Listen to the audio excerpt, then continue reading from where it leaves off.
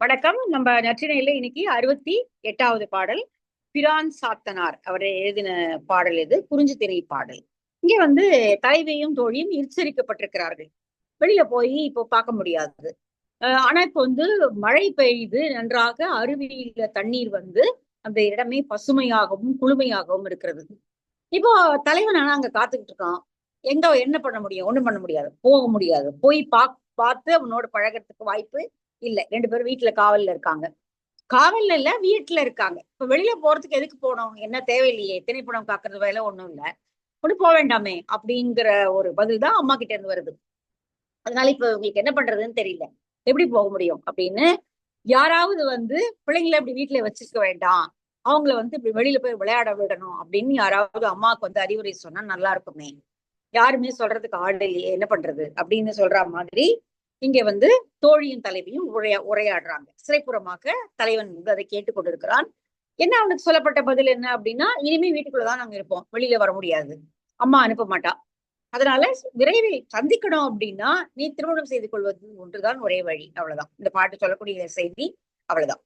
விளையாடு ஆயமுடு ஓரை ஆடாது இளையோர் இல்லிடத்து இற்செறிந்திருத்தல் அரணும் அன்றே ஆக்கமும் தேன் என குறு நுரை சுமந்து நறுமலர் உந்தி பொங்கி வரும் புதுநீர் நெஞ்சு உண ஆடுகம் வல்லிதின் வணங்கிச் சொல்லுனர் பெரினே செல்க என விடுநள் மண் கொல்லோ எல் உமிழ்ந்து உறவு உறும் உரரும் அரை இருள் நடுநாள் கொடி நுடங்கு இலங்கின மின்னி ஆடு மழை இருத்தன்று அவர் கோடு உயர் குன்றே. அவர் கோடு உயர் குன்று, அவனுடைய தலைவனுடைய பெரிய அந்த மலை நாட்டினுடைய உச்சி, குன்றினுடைய உச்சியில இடி இடித்து மழை பெய்ய ஆரம்பிக்கிறது. மழை பெய்து அங்க மலை மேல பெய்த மழை அருவியாக ஓடி காட்டாறாக அருவியாக ஓடி வருகிறது. அது பார்ப்பதற்கு மிக அழகான ஒரு காட்சி இல்லையா? காட்டாறு ஓடி வருவதும் அருவியில தண்ணீர் கொட்டுவதும் பார்ப்பதற்கு அழகான காட்சி. அது குறுநுரை சுமந்து நறுமலர் உந்தி பொங்கி ஒரு புது நீர் நெஞ்சு உண ஆடுகம். நெஞ்சு நிறையும்படியாக அதை பார்த்து ரொம்ப அழகான வர்ணனை பாருங்க. குறுநுரை சுமந்து, கொஞ்சமா நுரை வருது, தண்ணீர் வேகமா ஓடி வர்றதுனால, வேகமான ஓடி வர்றதுனால நுரை கொஞ்சமா. குறுநுரை சுமந்து நறுமலர் உந்தி, நிறைய மலர்களை எல்லாம், மலைகள்ல இருக்கக்கூடிய நல்ல நறுமணம் மிகுந்த மலர்களை எல்லாம் அதை எடுத்துக்கொண்டு பொங்கி வரும் புது நீர் நெஞ்சு உண ஆடுகம், பொங்கி வரக்கூடிய அந்த புது நீர் நெஞ்சம் மகிழும்படியாக நாம் ஆடுவோம், அதை கண்டு கழித்து விளையாடுவோம் அப்படிங்கிறத வீட்டுக்குள்ளேயே பெண்களை இப்படி வச்சிருக்காதீங்க, விளையாட விடுங்க வெளியில அப்படின்னு யாராவது சொன்னா ஒருவேளை அம்மா விடலாம். ஆனா அப்படி சொல்றதுக்கு யாரும் நமக்கு ஆள் இல்லை.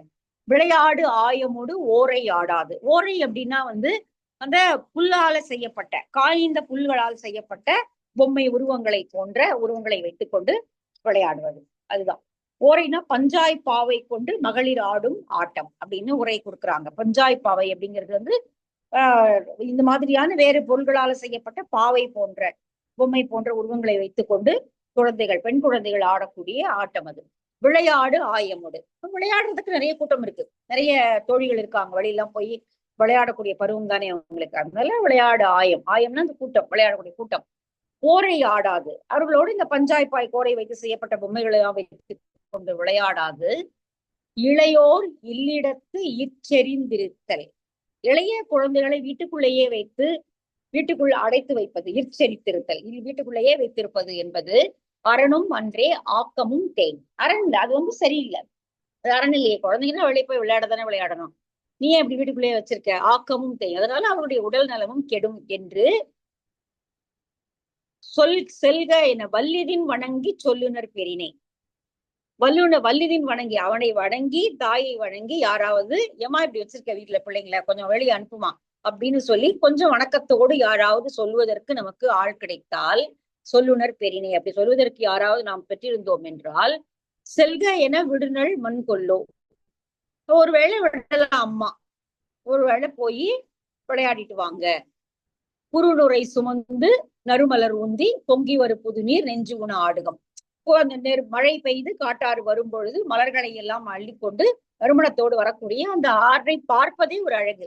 அது பார்த்து பத்திரமாக விளையாடி விட்டு வாருங்கள் என்று சொல்லி ஒருவேளை அவள் அனுப்பலாம். ஆனால் சொல்வதற்கு நமக்கு யாரும் ஆள் இல்லை.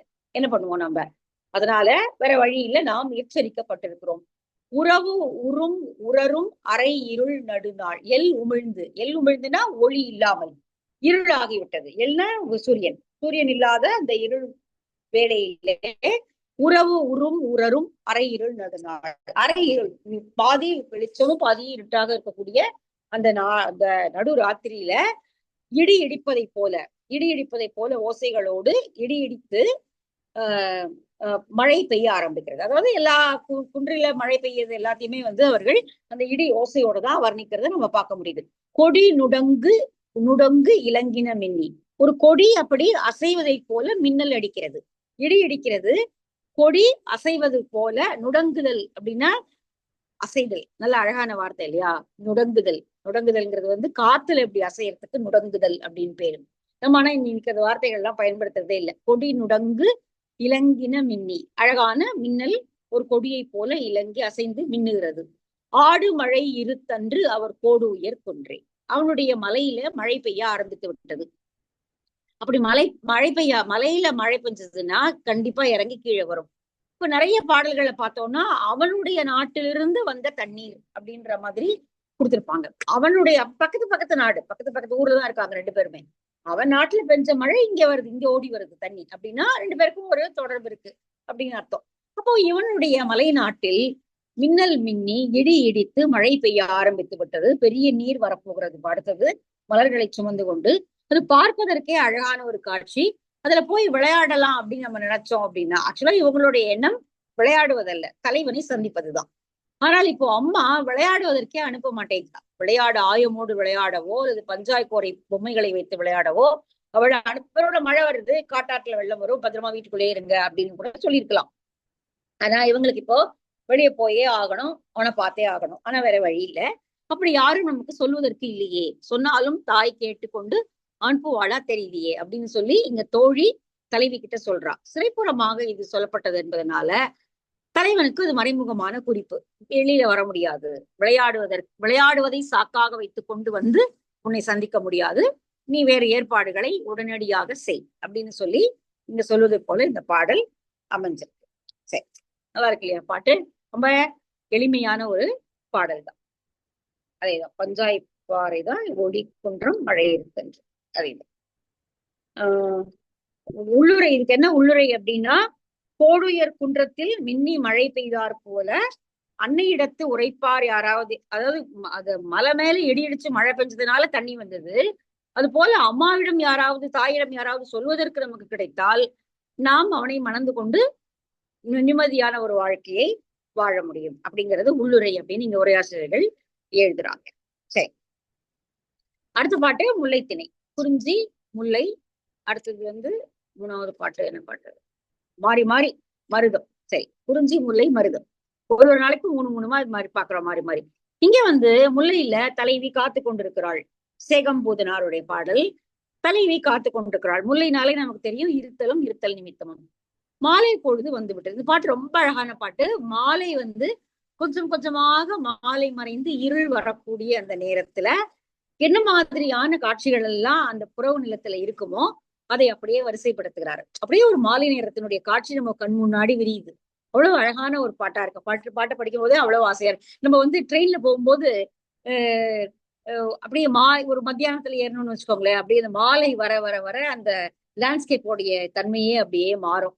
நல்லா இருக்கும், அது பாக்குறதுக்கே ரொம்ப நல்லா இருக்கும். அது எஸ்பெஷலி ட்ரெயின்ல மட்டும்தான். ட்ரெயின்ல மேபி பஸ்ல கூட பார்க்கலாம்.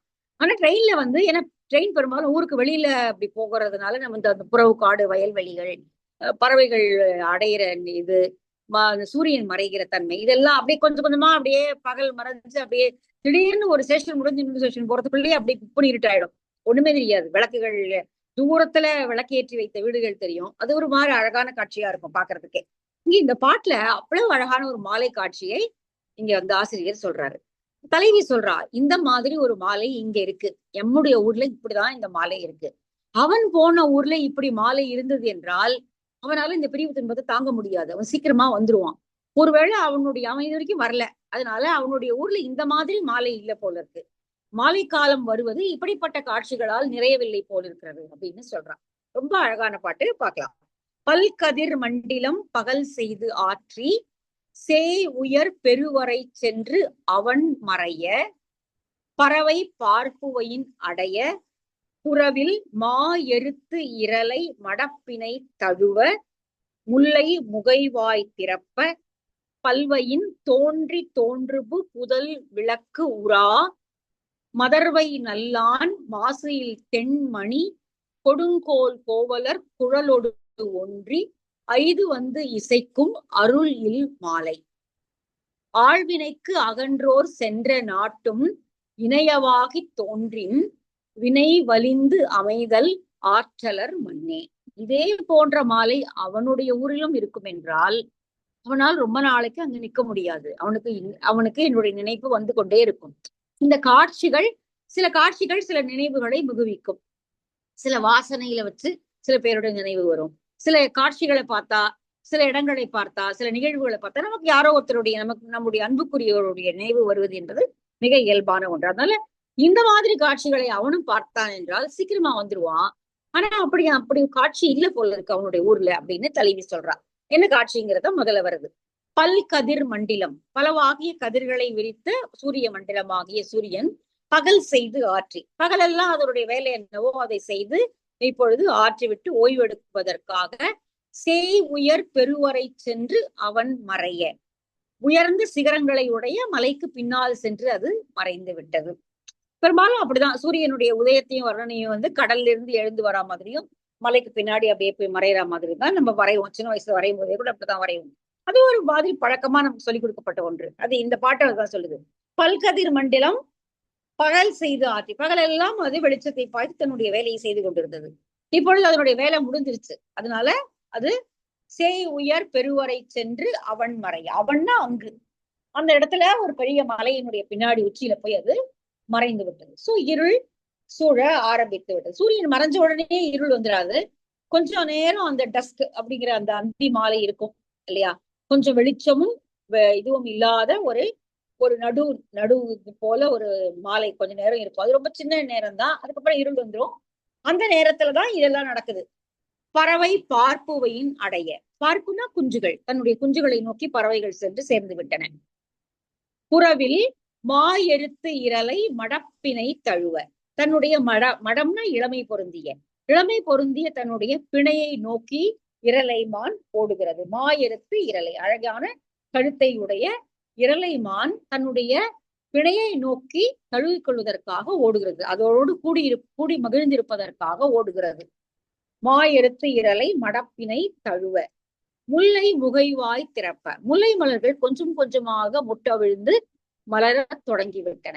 ஆமா, ரொம்ப அழகான ஒரு காட்சி இல்லையா? முல்லை மலர்கள் கொஞ்சம் கொஞ்சமாக முகைவாய் திறப்ப பல்வையின் தோன்றி தோன்றுபு புதல் விளக்கு உரா, அங்கங்கே புதர்கள்ல புதர் போல வளர்ந்திருக்கக்கூடிய இடங்கள்ல தோன்றி காந்தளானது விளக்கு போல நிமிர்ந்து நிற்கிறது. இது அப்படியே விளக்கு மாதிரிதான் இருக்கு இல்லையா? கீழே இருக்கிற மஞ்சள்ல இருந்து மேல சிகப்பு வந்து அப்படியே ஒரு தீபம் எரிவது போல இருக்கிறது. தோன்றி தோன்றுபு புதல் விளக்கு உரா, புதல்களில் எல்லாம் விளக்கு ஏற்றி வைத்தது போல இங்கே தோன்றி மலர்கள் மலர ஆரம்பித்து விட்டன. மதர்வை நல்லான் மாசியில் தென்மணி, ரெண்டு ஓசை கேட்குது. ரெண்டு ஓசை, மாலை காலத்தினுடைய துன்பத்தை மிகுவிக்கக்கூடிய ரெண்டு ஓசையை கேட்கிறா. ஒண்ணு வந்து மாடுகள் வீடு திரும்புகின்றன. அப்ப அதனுடைய கழுத்துல கட்டியிருக்கக்கூடிய மணி ஒலிக்கிறது. அவை மெதுவாக அசைந்து வீடை நோக்கி வருகின்றன. அதனுடைய மணி, அதனுடைய மாடுகளுடைய கழுத்தில் கட்டப்பட்டிருக்கக்கூடிய மணியினுடைய ஓசை கேட்கிறது.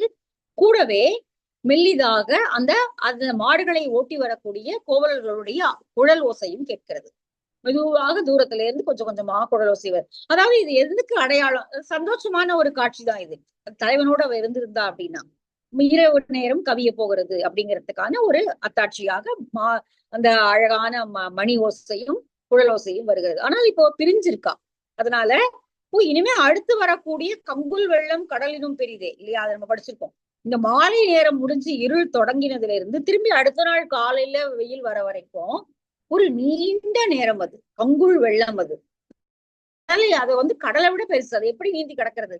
என்னதான் நினைச்சு அதை தாண்ட முடியும்? அவ்வளவு நீண்ட இரவை அவனோடு கூட இல்லாத அந்த இரவை எப்படி தாண்ட முடியும்? தனியாக இருப்பவர்களுக்கு ஒரு பெரிய சுமைதான். அதனால இங்க வந்து சொல்றான், மதர்வை நல்லான் மாசியில் தென்மணி. மதர்வைன்னு நன்றாக வளப்பம் பொருந்திய அந்த மாடுகளுடைய கழுத்துகளில் கட்டப்பட்டிருக்கக்கூடிய தெள்ளிய மணியானது தெளிந்த ஓசையுடையதாக கேட்கிறது. கூடவே கொடுங்கோர் கோவலர் குழலோடு ஒன்றி. கொடுங்கோல் வளைந்த கோள்களை உடைய வளைந்த கோல் எதுக்குன்னா அந்த மாட்டுக்கான அந்த இதை பறிச்சு போட, கிளைகளை ஒடிச்சு போடுறதுக்கு அல்லது இலைகளை பறித்து போடுவதற்கு. அதனால அவங்க வளைந்த கோலை கையில வைத்திருக்கிறார்கள். இப்போ கொடுங்கோல்ங்கிறது இங்க வளைந்த கோல் அப்படிங்கிற பொருள் தான் வரும். குழலோடு ஒன்றி ஐது வந்து இசைக்கும் அருளில் மாலை. மெதுவாக வந்து மெல்லிதாக, ஐது அப்படின்னா மெல்லிது, மெதுவா கேட்குது. ரொம்ப அப்படி சன்னமாக அந்த ஒலி கொஞ்சம் கொஞ்சமாக ஊரை நோக்கி வருகிறது. அப்ப அது வரும்போதே இருள் வரத் தொடங்கி விட்டது அப்படிங்கிறது நமக்கு தெரிஞ்சிடும். ஐது வந்து இசைக்கும் அருளில் மாலை. அழகா சொல்றா, ஐது வந்து இசைக்கக்கூடிய இவ்வளவு அழகான காட்சிகளை அவ காட்டினா. தோன்றி மலர்கிறது, முல்லை மூட்ட ஆரம்பித்து விட்டது, இரளை துணையோடு சேர்கிறது, சூரியன் மறைந்து விட்டது, எல்லாம் அழகான காட்சி. ஆனால் அவன் இல்லை என்பதனால இது அருளில் மாலை. இவளை அது இப்போ இனிமே வருத்த போகிறது. அதனால அது அருளில் மாலை அப்படிங்கிறா. நம்ம மாலையை பற்றிய வர்ணனை நிறைய நம்ம பார்த்திருக்கோம். புன்கூர் மாலை, அரணில் மாலை, இப்படி நிறைய மாலையை பற்றின அப்ஜெக்டிவ்ஸ் வந்து நிறைய சங்க இலக்கியத்துல வந்துகிட்டே இருக்கும். ஆழ்வினைக்கு அகன்றோர் சென்ற நாட்டும் இணையவாகி தோன்றின். ஆழ்வினை அப்படின்னா பொருள் செய்ய வேண்டும் என்கிற வினைத்திற்பம். அந்த வினைத்திற்பத்தோடு அவன் போயிருக்கிற அந்த நாட்டுல இது போன்ற மாலை காட்சிகள் இருந்திருக்குமே ஆனால் அவன் விரைவாக திரும்பி வந்திருப்பான்.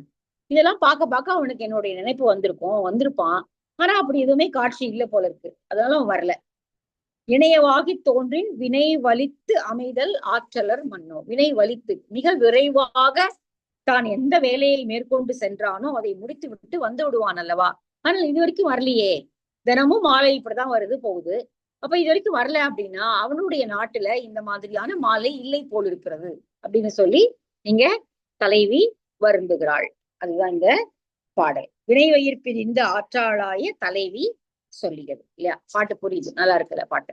பல்கதிர் மண்டிலம் பகல் செய்து ஆற்றி சேய் உயர் பெருவரை சென்று அவன் மறைய பறவை பார்ப்புவையின் அடைய புறவில் மா எருத்து இரலை மடப்பினை தழுவ முல்லை முகைவாய் திறப்ப பல்வையின் தோன்றி தோன்றுபு புதல் விளக்கு உரா மதர்வை நல் ஆண் மாசு இல் தென்மணி கொடுங்கோர் கோவலர் குழலோடு ஒன்றி ஐது வந்து இசைக்கும் அருளில் மாலை ஆழ்வினைக்கு அகன்றோர் சென்ற நாட்டும் இணையவாகி தோன்றின் வினை வலித்து அமைதல் ஆற்றலர் மண்ணே. சீக்கிரமா அவளோட நம்பிக்கை அது. இந்த மாதிரி காட்சிகளை பார்த்திருந்தால் அவன் விரைவாக வந்து விடுவான். பார்க்கல போல இருக்கு, இல்ல இந்த மாதிரியான காட்சிகள் இல்ல போல இருக்கு அப்படின்னு அவ சொல்றான். சரி, அடுத்த பாட்டு போலாமா? அடுத்தது வெள்ளி வீதியாருடைய பாடல். வெள்ளி வீதியார் பாட்டு இதுல எத்தனை இருக்குன்னு பாத்துடலாம். நான் இதுல நற்றினியில வெள்ளி வீதியார் வந்து ஒரு ஸ்பெஷல் மென்ஷன் பண்ண வேண்டிய ஒருத்தங்க. ஏன்னா ரொம்ப அழகான பாடல்களை அவங்க எழுதியிருப்பாங்க. சிவி வாவி முன்னாடி பார்த்து வச்சிருக்கணும், பார்க்கல. வெள்ளி வீதியார் 3 பாட்டு இருக்குப்பா இதுல. 70வது பாட்டு இப்பதான் முதல் பாட்டு படிக்க போறோம். 335, 348 3 பாட்டு இருக்கு வெள்ளி வீதியாருடைய பாடல் நற்றினையில. நம்ம குறுந்தொகையிலையும் வெள்ளி வீதியார் பாட்டு படிச்சோம். சரி, இங்க வந்து காமம் மிக்க கழிப்படர் கிழவினா சொல்லி, கிழவினா வயதானவள்னு அர்த்தம். ஒரே ஒரு வார்த்தை, ஒரே ஒரு எழுத்த மாத்திட்டீங்கன்னா மீனிங்க மாதிரி போச்சு. கிழவி சொற்கள். இங்க காமம் மீதூறுவதனால என்ன செய்வதுன்னு தெரியல, யார்கிட்ட சொல்லி அனுப்புறதுன்னு தெரியல. தலைவி அங்க பார்க்கக்கூடிய வெள்ளாங்குருவை பார்த்து பல மொழிகளை கூறி தூது விடுகிறாள். இது பின்னாடி வந்து நம்ம தூது இலக்கியங்கள்லாம் வரும்போது இது எப்படி விரித்து விரித்து பேசப்பட்டது அப்படிங்கிறது வந்து நம்ம பார்த்தோம். நிறைய பின்னாடி வரக்கூடிய இலக்கியங்களுக்கு வந்து இந்த சங்க இலக்கியம் அடிப்படையாக இருந்தது. இங்க சிறுவெள்ளாங்குருவை அவள் தூது விடுகிறாள். இது இங்கேயும் அதேதான். தண்ணீர் அங்க இருந்து தலைவனுடைய ஊர்ல இருந்து வந்த தண்ணி இங்க வந்து நிக்குது. இவங்க ஊர்ல அந்த தண்ணி வந்து தேங்கி நிக்குது. இந்த வெள்ளாங்குருகுகள் தண்ணீர் தேங்கி நிற்கிற இடத்துல மீன்களை பிடிப்பதற்காக வந்து இங்கே அந்த தன்னுடைய இரையை தேடிக்கொண்டிருக்கின்றன. அவன் இப்ப சொல்றா, சிறுவெள்ளாங்குருகே நல்ல அழகான, நல்ல தோச்சி உலர்த்தியது போன்ற அழகான தூய வெண்ணிறமான சிறகுகளை உடையவளாக அழகாக இருக்கிறையே, அங்க இருந்து இங்க வந்து நீ அவனோட ஊர் பறவைதான் எனக்கு தெரியும், இங்க வந்து எங்க ஊர்ல வந்து சாப்பிடுற, சாப்பிட்டுக்கோ பரவாயில்ல. சாப்பிட்டுட்டு திரும்பி போய் அவங்கிட்ட இந்த மாதிரி உனக்காக ஒருத்தி காத்திருக்கா அப்படிங்கறத கொஞ்சம் ஞாபகமா சொல்லுவியா? இல்ல நல்ல சாப்பிட்ட மயக்கத்துல மறந்து போயிடுவியா? தயவு செஞ்சு மறக்காம போய் அவங்கிட்ட உனக்காக அங்கே ஒருத்தி காத்து கொண்டிருக்கிறாள் என்பதை சொல்லிட முடியுமா அப்படின்னு அந்த பறவையை தூது அனுப்புகிறாள். சிறுவெள்ளாங்குருகே சிறுவெள்ளாங்குருகே, துறை போகு அறுவை தூமடி அன்ன நிறம் கிளர் தூவி சிறுவெள்ளாங்குருகே. 3 வரியுமே பறவையை பற்றிய வரி. எம்மூர் வந்து எம் உன்துறை துழையி சினை கெளிற்று ஆர்கையை அவர் ஊர் பெயர்தி அணைய அன்பினையோ பெரு மறவியையோ ஆங்கண் தீன் புனல் ஈங்கண் பறக்கும் கழனி நல்லூர் மகிழ்நர்க்கு என் இழை நெகிழ் பருவரல் செப்பாதோயே. என்னுடைய இழைகள் ஆணிகலன்கள் எல்லாம் நெகிழ்ந்து விழக்கூடிய துன்பத்தை நான் அடைந்து கொண்டிருக்கிறேனே, அதை கொஞ்சம் நீ போய் சொல்ல முடியுமா? உன்னால சொல்ல முடியும். அவன் வரல. அவன் வந்து என்ன நான் எப்படி இருக்கேன்னு இப்ப கேட்டு கூட தெரிஞ்சுக்கல. யாரையும் மனிதர்களை நம்பி சொல்லி அனுப்ப முடியாது, அலர் தூற்றுவார்கள். அதனால சிறுவெள்ளாங்குருகே நீ போய் கொஞ்சம் சொல்றியா அப்படிங்கிறான். அவன் ஊர் தண்ணி தான், அங்க இருந்துதான் இங்க தண்ணி வந்திருக்கு. அங்கேயே நீ உணவு உண்ணாம இங்க வந்திருக்க, எங்க ஊருக்கு வந்திருக்க சாப்பிடறதுக்கு. சரி பரவாயில்ல, சாப்பிட்டு போ. அதெல்லாமும் அந்த அவ்வளவு இதுக்கு நடுவுலயும் அவ்வளவு கணக்கெல்லாம் பாக்குறா. சினை கெளிற்று ஆறுகையை எம்மூர் வந்து எங்களுடைய ஊருக்குள்ள வந்து எம்துறை எம் உன்துறை துறை எங்களுடைய நீர் மீன்பிடி இடங்கள் எல்லாம் துழாவி எடுத்து சினை மிகுந்து இருக்கக்கூடிய அந்த கெளிற்று மீன்களை நீ பிடித்து தின்கிறாய்.